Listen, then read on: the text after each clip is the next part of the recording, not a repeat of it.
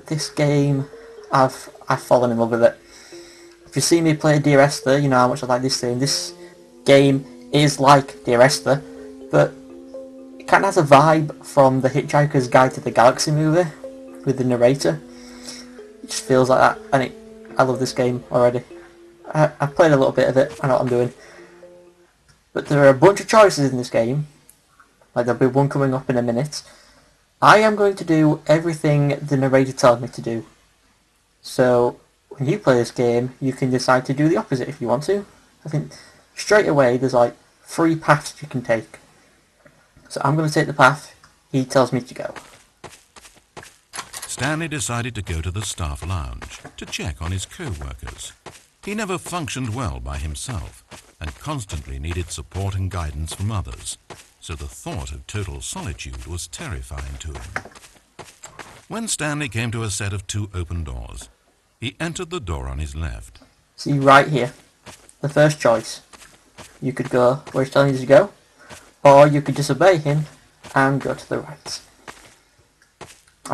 I'll show you what happens when you go to the right. This was not the correct way to the employee lounge, and Stanley knew it perfectly well.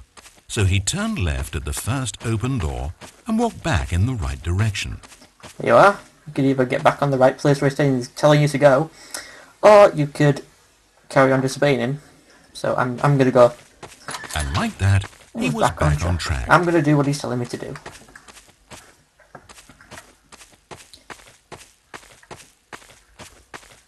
I've got this on quite higher textures. It's going to be widescreen compared to some other videos. It doesn't take that much to run, this game. Stanley entered the lounge.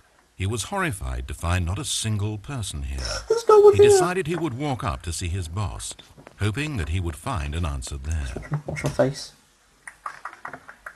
Yeah, the door's open. Bit of a pity here. Can't get any drinks or anything. There's like a really younger version of Dr. Kleiner there, and there's Eli and his wife, I think. Yeah.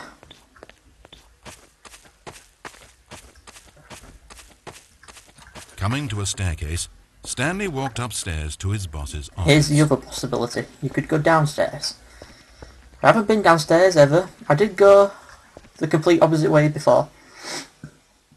I went for the right door and I kept disobeying him. But I've never been downstairs, and I'm going to leave that up to you. But I'm going to go the right way.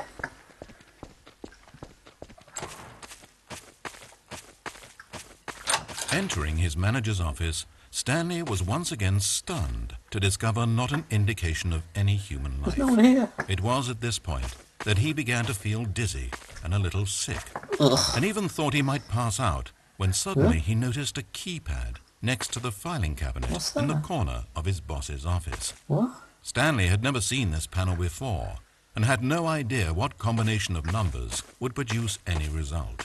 In fact, only Stanley's boss knew this, since the panel withheld access to the boss's greatest, darkest secret. And so he had assigned the keypad a combination that only he could possibly know.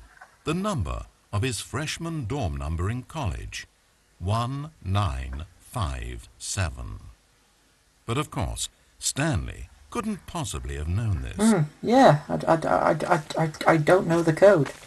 I don't know the code. Is there a clue around here? Maybe on the books, maybe? A clue?